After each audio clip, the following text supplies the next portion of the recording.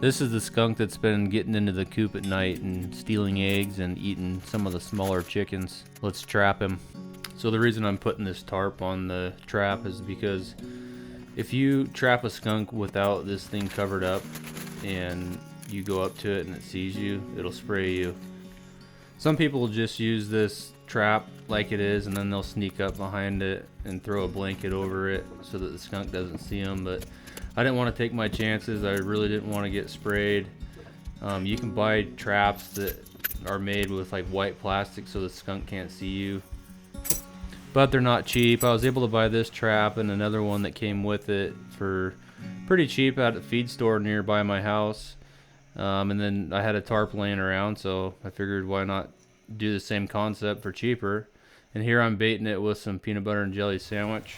The reason I'm doing peanut butter and jelly sandwich is because cats won't go in there and eat it, but skunks will. Skunks love it. And here I'm just setting up one of the 2 traps that I got, and you'll see here the skunk was snooping around that same night. And you should be able to tell if there's a skunk in there because your trap will be pretty heavy. When you're walking with it, just try not to jostle around too much. I didn't get sprayed at all by this skunk. Then I just secured it in the back of my truck and I went and drove up into the mountains to release it.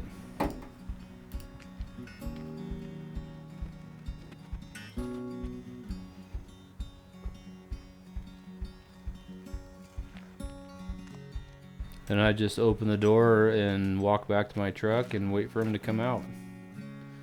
Usually they'll look at you, but they'll try to get away peacefully. They're not coming for vengeance or anything usually, but you want to keep your distance. It's really that easy, guys. The big thing is you can't let them see you. If you like this video, please give it a thumbs up. If you haven't already, please subscribe. If you want to see what I got going on in the shop or in between videos, go ahead and follow me on social media, and God bless.